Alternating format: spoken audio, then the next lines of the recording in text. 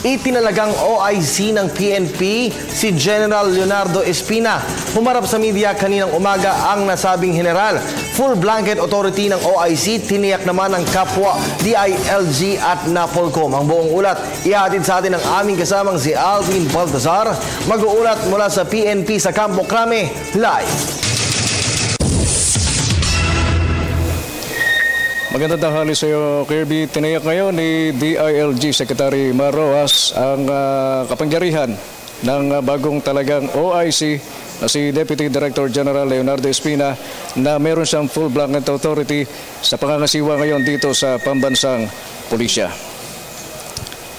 Pagkatapos ng sinagawang leadership meeting, humarap sa mga mamamahayag si Secretary Rojas, NAPOLCOM Vice Chairman at OIC ng PNP na si General Espina, ganun din ang ilang pang matataas na opisyal ng Philippine National Police.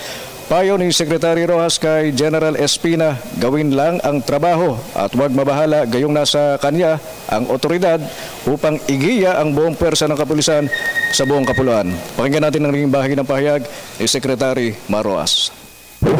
Na sa ngalan ng DILG at saka sa ngalan ng NAPOLCOM ay huwag siyang mabahala dahil siya ang OIC at huwag siyang magdadalawang isip, huwag siyang magdududa kung nasa kanya ang kapangyarihan na ipatupad ang mandato ng PNP, which is anti-criminality at tugunan itong mga tungkulin ng PNP.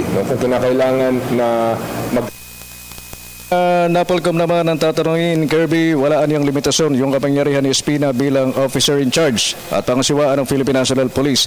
May blanket authority ayon sa NAPOLCOM ang OIC at maaari niyang gawin ang lahat upang matupad ang mandato nito ng pamahalaan sa pambansang pulisya. Pakinggan naman natin ang naging bahagi ng pahayag ni NAPOLCOM Vice Chairman Ed Escueta.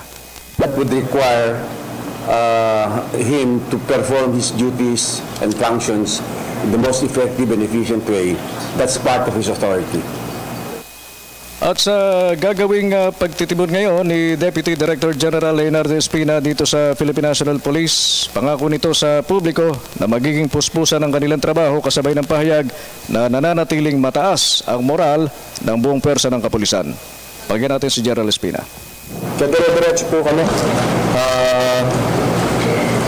May mga technical things that have to be ironed out lang. Pero sa kabuuan, ang PNP po nyo ay hindi natutulog, hindi ho kami nagpapahinga para labanan ng krimen.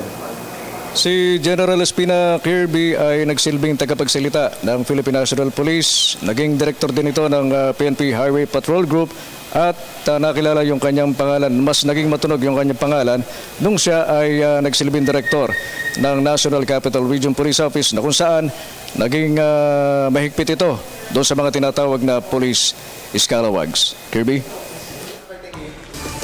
Alright, maraming salamat sa iyo, Alvin Baltazar.